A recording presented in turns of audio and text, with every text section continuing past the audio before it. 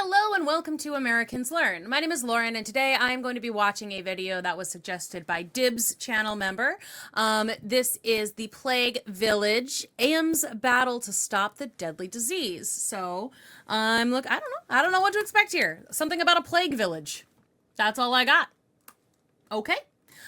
So thank you again for being channel members. I also want to give a shout out to some other of our channel members over here on Americans Learn. So thank you to Terry Johnson. Thank you to Kenny Black. Thank you to Thomas Duvalis. Thank you so much for helping to support the channel.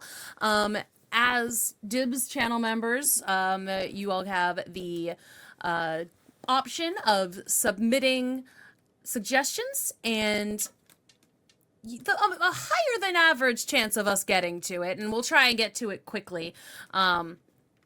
Sometimes, like, we'll try and watch a video that's suggested, and it just, if the only reason it wouldn't get posted would be if we feel like it doesn't fit the vibe of the channel after we record. But, you know, we do try. I've got a huge list of suggestions by one of these lovely Dibs channel members, so I'm trying. I'm getting through it a little at a time. So here is the Plague Village. Let's find out what this is all about. Welcome to Her Remarkable History. Remember, to support our channel, please subscribe. Do that. Plague Village.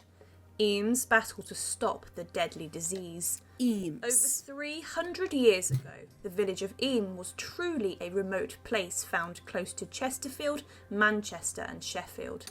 Today it's reached by a number of roads, but this village is special. It was the place where the villagers during the last truly devastating outbreak of the plague went to great lengths to sacrifice themselves to prevent the spread of the deadly disease. Despite their efforts, dozens of people of the plague village passed away. But what is the story of Eyam? And said Mary alone survived against one of the world's most deadliest diseases. Now, traditionally, the plague came to Eyam in a package that had been sent from London. In 1665, the Great Plague of London occurred, and it would be the final major outbreak of the disease that caused great suffering throughout the centuries. The tailor who lived in the village, Alexander Hatfield, often had parcels arrive from different towns and cities, and his assistant opened the packages sent from London, containing materials useful for his business. Inside of one was cloth, but on the cloth it's believed was Yersinia pestis, the bacteria that causes the plague. It's also being considered that the tailor may have been purchasing second-hand clothes from the capital. Oh, little sneaky snoo, huh? Okay, God. Oh, that's rough. But, like, they wouldn't have known. They would have had really no way of knowing that at the time. And bacteria were found on the clothes that he had brought. He found the contents of the parcel to be damp, and then laid the material out to dry. And after this, he became very ill. Ugh. And then his assistant, who had opened the packages, passed away, with George Vickers becoming the first victim of the plague in Eyam, dying in the September of 1665. Within the first 5 or 6 days of a person displaying symptoms, usually and unfortunately, they were dead. Oh my God. After disease claimed its first victim. 5 days. It took 2 weeks to strike again and establish itself within the local population. And, like, that's got to be terrifying. Like, someone dies of this disease that you've probably, you've heard of. You know that it's there. Someone dies, and you're like, and then nothing happens for weeks. Someone's sick, but no one else is, like, dying or getting ill. You might feel like maybe you dodged a bullet, but then, that would be some psychological warfare this disease is playing. More deaths came in September of 1665, and then in the months after. The locals were worried that they had been punished by God for this, as a few months before the outbreak, allegedly a number of cows had been let into the nave of the village church and had fouled in there. Oh my God. Ugh. God, really? God be playing no games. I mean, I feel like as a 15th century, 1600s peasant, 17th century peasant, yes? Anyway, I would hopefully have enough like thought to be like, if this plague had broken out the day after, or days, like 2 days after, within a week of the cows getting into the church and shitting all over it, then maybe it would make more sense to say God's punishing us. But the thought of God punishing people months and months later, it feels similar to like punishing a puppy for pooping on the rug, but like hours after it happened. Like, that dog does not know why he's in trouble. You know, like, we're the puppy in that situation. It's like, it's been too long. You can't punish someone, and this is me talking directly to God now. Why are you punishing people months after the thing? I mean, I guess, you know what? I guess he did do that a lot in the Old Testament, though. Like, you get up to some stuff and like some damage and do some idolatry, and then years later he sends the punishment, you know? I guess that was his MO in the Old Testament. The punishment was much later than the crimes, I guess. Okay, fair play to the peasants of the 1600s. 1665. There were 23 victims of the plague inside the village of Eyam, including those who were very prominent families established within the village for centuries. They should have stopped them cows from shitting in the church. As winter set in, things would get better, but they did not. The disease would survive inside of the warm cottages in Eyam. There was brief respite as the number of dead did decrease, but the plague did not go away. Those who survived the winter of 1665 were worried that as summer came, the disease would come back and run rampant through them. Because of this, decisions were made, led by the local priest William Mompesson, who made huge calls to save thousands of lives. He asked all of those in the village to quarantine and to remain in the confines of the village, and the cordon sanitaire was set up. No one was allowed out of the village, and no one was allowed in. Church services did not go ahead inside of the village church, and instead were carried out in the open air with people sat apart from each other. Okay, social distancing because of a plague. Dang, even in 1600s they knew that it could work. Except for I think it probably didn't. I feel like it probably didn't help. They weren't washing their hands enough, maybe. Churchyard for burials was also closed, and it was stated that any victim of the plague must be buried in an area of land close to where they died. They would not be interred inside of the churchyard. There was no organised funerals because of this. Lots of ghosts in this town. Could not cope with the demand for the graves. Because of this, people buried their loved ones inside of their gardens and orchards or in open fields. And today there will be victims of the plague found in the gardens of the houses inside of the settlement. When you walk around the village, that would mess someone up. You start to do like you're doing a little gardening, and then you uncover a body. It's like, if you were where I grew up, you'd assume a murder had taken place. But I guess here it's like you might go to ancient plague victim before you go to murder, maybe. You notice different plaques that tell you who died in which house, but also you notice that you come across a small number of random and small graveyards that are tucked away down lanes on small pieces of land. Many of the graves were unmarked, and people were too poor to have a headstone. The disposal of bodies had to be done quickly, and the Hancock family showed the importance of this.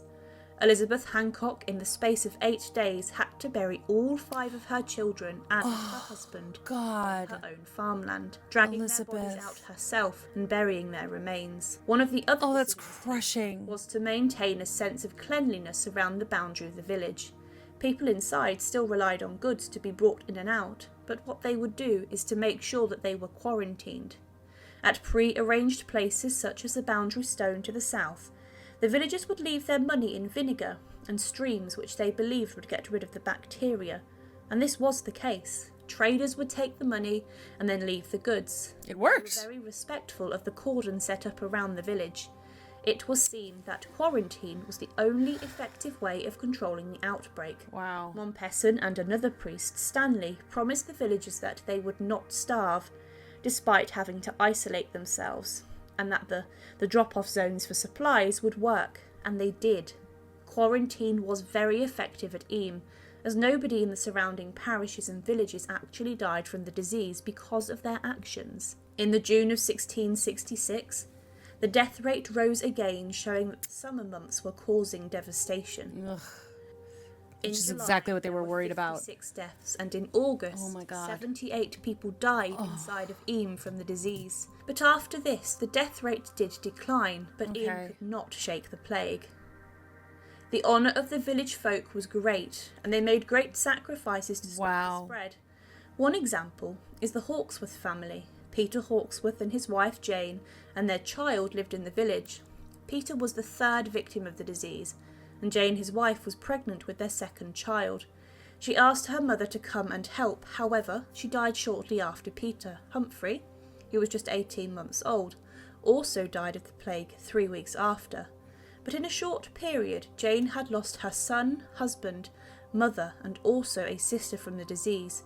It's likely that they rallied around her following her husband's death, but the consequences were great. Inside the household of the Thorpe family, who lived near the church, there were 9 people living there, and all 9 of them passed away from the pestilence. This is crazy. Like, that sucks so bad. This is a really depressing one. Like, an entire town just, like, obliterated. Ugh. Like, and it sounds really, like, especially for the 1600s, they were doing everything that they could, especially considering they had no concept of the germ theory of disease. Like Louis Pasteur has not around, like they had no idea about anything, and they still seems like they did literally everything as right as they could have. God. Wow. Were left empty, cattle would roam unattended around the streets, and the news of each death would send panic and fear into the villagers who I bet. After 14 months, the ordeal was over for the villagers, but there was little celebration. Children began to play again, but there was a great effort then to prevent further outbreaks and the fear that the people had still remained. The Hawksworth, Jane lost 25 relatives. That's crazy. They probably should have had this plaque playing when we were talking about them, but still, like, that's absolutely oh my God. And then, like, the other lady too, with the like, she buried her whole family. Like, that's really interesting too, that so far, like, of the families we've talked about, the only survivors were the one mother, you know? Like, there was always one mother who survived, losing all of her children, often her parents, her husband. Like, that's weird.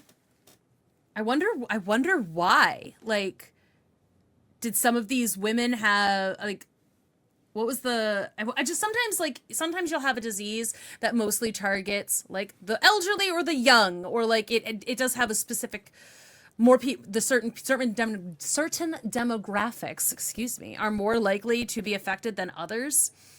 So it's probably nothing. It's probably a coincidence that they just mentioned those 2 particular families, and in it, only the mom survived. But God, she lost her whole family. They lost that. I can't even imagine. But what of the people of the village? Catherine Mompesson, the wife of the priest, accepted her role beside her husband, and she too fell ill. She was buried inside of the churchyard in a special arrangement because of what her husband was doing for the village, and her tomb remains close to the ancient cross inside of the churchyard. Shortly before the decision to seal off Eyam was made, a number of families deserted the village as they didn't wish to live under the laws. The Broadshaws left the village, and left Broadshaw Hall, which was a farm and a store, to fall into ruin. They never returned to their home. One woman who tried to enter the village gave her address to a guard who was not familiar with her part of the village. He denied her entry falsely, and she was driven out of her home by villagers who threw objects at her. She did later return, but what happened to her is not known. The Hancock family, as mentioned, in 8 days were completely devastated, and Elizabeth Hancock had to bury her children and her husband in just over a week on their farmland. See, that's another one. Believed that as they lived on the outskirts of the village near another family called the Talbots, the fact their children played together brought... See, again, this is another one. This is like the 4th plaque that they've shown. So they've talked about 3 families wherein everybody but the wife died. And this is another plaque that we're seeing. This is like the 4th or 5th person. Like the whole family died except for the wife. What happened? That is fascinating to me. I might have to look into that a little bit, because that has been over and over and over again. We've seen that everybody in the family died except for the mom. And there's absolutely no way that she wouldn't have been, there caring for the family, right? It's not like she was extra hiding, and maybe she was she was cleaner. Maybe her hands were getting washed more often if she was doing the laundry or whatever. I don't know. I am curious to see if they've looked into that at all. Into their homes. Elizabeth Hancock, following burying her children and husband, allegedly was then passed the baby of the Talbot family as they had died, and that her final act in the village may have been burying the Talbot baby on her land too. She then, it's assumed, fled the village a broken woman. She fucking you'd have to fucking leave. Oh my God. She didn't die, but she didn't die of the plague. This is crazy. Okay, I have uncovered a conspiracy theory. She went to live with her last remaining son in Sheffield, and the family did survive and prosper. Okay, that's good. That's something. One interesting case is that the Hancocks. I wonder if they're related to John Hancock. Okay, they're talking about an interesting case. They were such big families. Sheffield, and the family did survive and prosper after this. One interesting case is that of Margaret Blackwell, who lived inside of Eyam. Her house still stands, and all her family died in early 1666. Only she and her brother remained, but she had caught the disease and was suffering herself. Every day, before her brother went to work, he cooked himself bacon. There was a lot of excess fat in the pan, and every day Margaret would drink this bacon, for which she believed was milk, as she was delirious. Oh. It's likely this made her throw up. But miraculously, she managed to survive and live a full life, claiming that it was bacon fat that killed her. Bacon fat will save your life. I'm so glad that no one knew that one in freaking pandemic times. That would have taken off. Those who had a healthy life had better chances of surviving, and one man who did was Marshall Howe, a miner who lived inside of the village. He recovered from the plague, and then turned his hand to a new profession, becoming the village gravedigger. When he heard of a household struggling, he would volunteer his services and would bury the corpse for a sum of money. Okay, that's interesting. So I wonder, were you inoculated then after you got it? You wouldn't get it again? Or would you just assume that he just wasn't gonna get it again? He's like, I already got it once, I survived, I guess I'm not getting it again. I feel like there are very few diseases out there that if you get it once, you'll never get it again. I feel like that doesn't happen that often. Because, again, diseases and stuff, they're always mutating and changing a little bit. But good for him. Wow. He was known also for taking what he wished, as in some cases there was no one left to question him taking a fee. Well, you know what? Sure, why not? One family... Yeah, okay, I don't fault him for that either. Okay, he'll pay me and I'll do the thing. Okay, yeah, great. Man's still gotta live. And then, but if everyone's dead, no one's gonna use that. What are they gonna use it for? I think that's fine. Struck down was the Morton family, who lived west of the village centre. Their child had wandered into the village in search of children to play with, and had mixed with children who had been exposed to the disease. The child then brought the plague into his home and also the neighbour's house. Oh my gosh. Mrs. Morton was pregnant.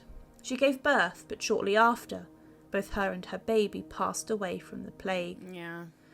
Life for the villagers never returned to... Again! I think maybe it was this one we've talked about before, the lid grate. No, I don't think so. We might have. I don't know. I might go back and through this video and just count how many times a different family has that that everybody but the mother survived. And if I'll put that here-ish somewhere. Normal for some. Many remarried after their husbands and wives had succumbed to the illness, but later the village was declared safe. When you walk around today, you can't help but read the signs which tell you of the people who passed away during the outbreak of the plague in the specific houses. It's remarkable to think of the sacrifices that the people of Eyam made to prevent the plague reaching the cities nearby. For real. With the state in which people were living in cities such as Manchester and Sheffield, if the plague went from Eyam there, it is likely that thousands would have died in the overcrowded housing.